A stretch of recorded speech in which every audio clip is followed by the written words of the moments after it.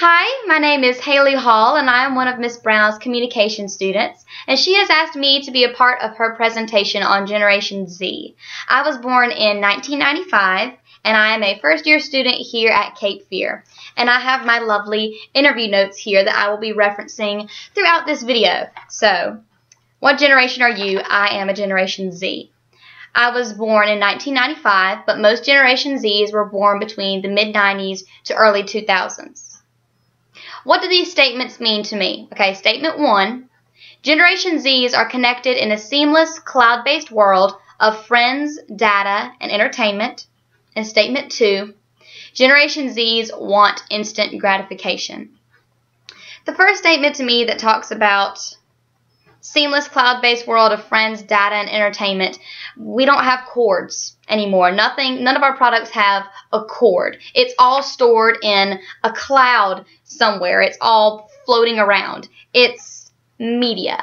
And we are tied to our cell phones, tied to our computers, tied to our iPads. Why? Because that's all we know. We don't know about the days of sending a letter to somebody to get in contact with them or waiting a half a day for an email. We're used to be able to look up somebody on Facebook in 10 seconds, get a text message back within the next minute, and we're just not used to waiting. And that ties in with the second point about Generation Z's wanting instant gratification. We want it now. We don't know why we want it now, but we're just not used to waiting. So, now.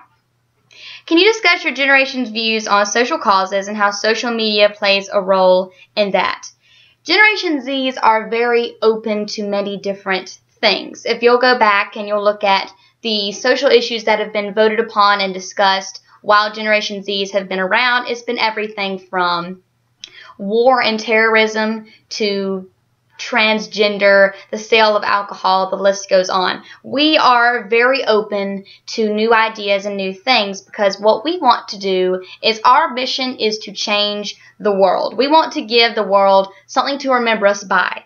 And that is why we are constantly looking for a different source and a different idea to support. And the way social media plays into that is if you see your best friend post something about not supporting the war in Iraq, for example, you're ultimately going to side with your best friend because A, they're your best friend, and B, they must be right if that's what they believe. It's a form of social brainwashing, in a sense. If you see your favorite celebrity promoting it on Facebook, or you see your best friend talking about it on Instagram, chances are you're going to side with who you know and who you trust. What do you demand from your gadgets and tools? A lot. I know the new iPhone that just came out was, I think, $850 base price. So if I'm paying that for a phone, that thing better be able to massage my feet.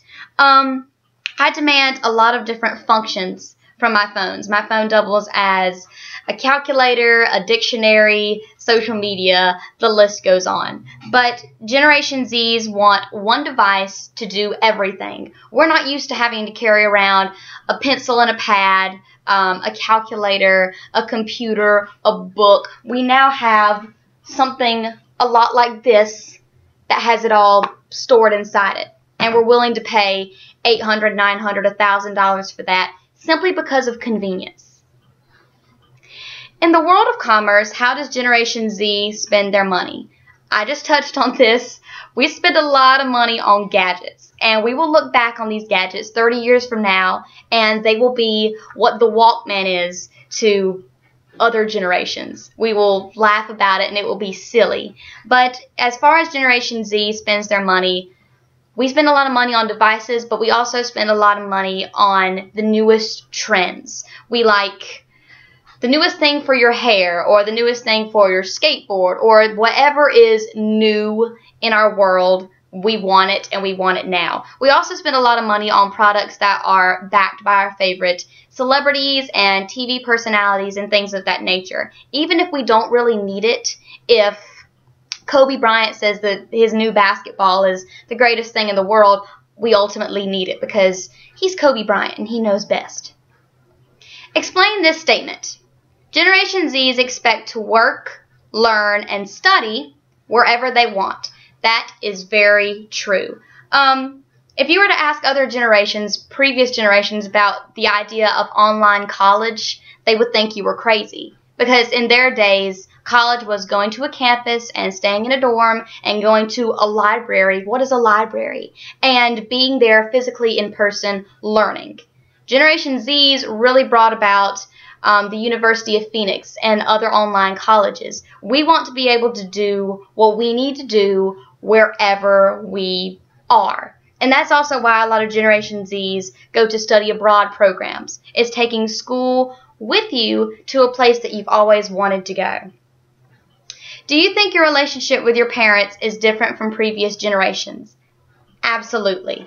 Absolutely. I talked to my mother.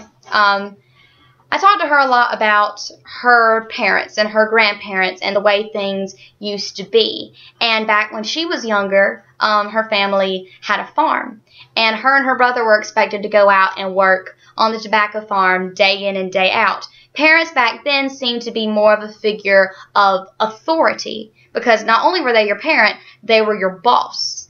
Kids today have much more of an intimate friend relationship with their parents because the children of today and the parents of yesterday there's so much of a gap there that the children very much have to show the parents, hey, this is how you use an iPhone, or this is how you Google something. The children are very much teaching the parents, which have made the parents have to be more relaxed to understand their children and to understand how their children work. So I think that the Generation Zs have more of a friend relationship with their parents than more of one of parent-child.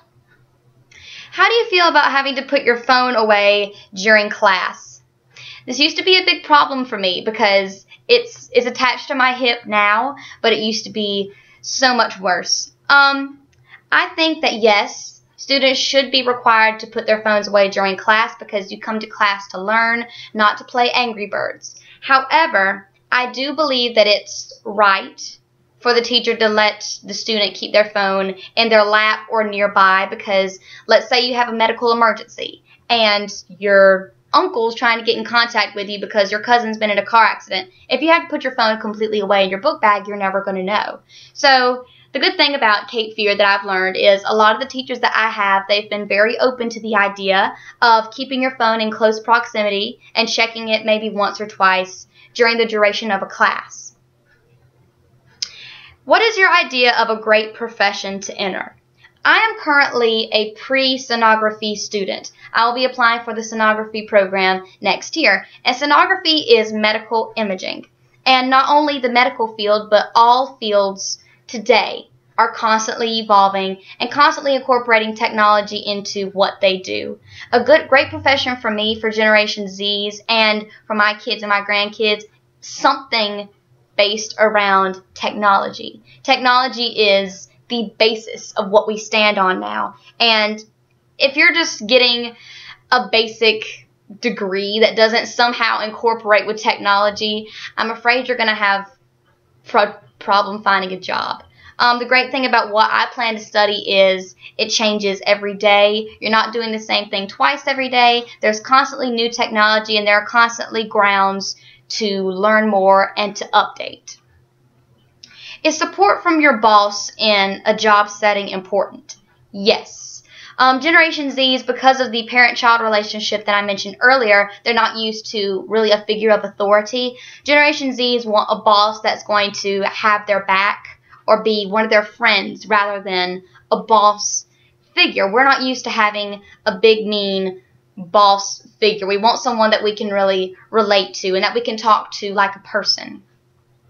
How do you learn? My mother jokes around and says that I have to have it written somewhere and somebody has to be pointing at it for me to understand it. And that is very true. I am visual and audio. I have to see it and I have to hear it, and that's how I learn. And I believe that a lot of Generation Zs are that way because we're used to having a PowerPoint projected onto a screen, or we're used to having our book pulled up on our laptop. We're used to seeing it, not so much touching it. What is a digital learner? A digital learner is, I just kind of touched on that. We like to have our books online. We like to have our PowerPoints online. We like to have all of our class documents online so we can look at it wherever we need to be. We don't like so much the idea of paper handouts and paper tests and actual textbooks that you find in this ancient place called a library. We like having all our media there on a screen, and that is what a digital learner is. They learn by seeing it digitally. The last question, what do you think the biggest dangers to your generation are? Well, the things that have sculpted Generation Z the most are war, climate change, and the changing of social issues. I think our biggest dangers are, first off, technology. Technology is wonderful and technology is great. What would happen if one day a snowstorm happens and the power goes out for a week and you can't get on Facebook to tell everybody how cold you are, or you can't tweet your best friends to see how well they're doing? A lot of teens, and this is sad to say, a lot of teens wouldn't be able to handle it. I think the biggest dangers to my generation is technology, the fact that it can always be cut out, war, the fact that the United States is constantly acquiring new enemies, climate change, and social issues. I think that social issues are very much a danger to us because, as I said earlier, my generation has a tendency to be brainwashed for what they believe versus what Kobe Bryant or Oprah Winfrey says that they should believe. I have a fear that Generation Zs are very much the lemming generation. If lemming number 1 jumps off a cliff, lemmings number 2 through 100 have to jump off as well. We are so susceptible to what we hear and what we see because of what we're used to having pumped in through a device that we can't think for ourselves. And that's really scary. But I think that Generation Zs just need to wake up, put the phone aside, go outside, play a game, and just disconnect. And I think if all of us were willing to do that for 5-10 minutes a day, that it would very much so benefit us in the long run. So I hope you have learned a little bit today about a Generation Z person, and I hope y'all have a lovely evening.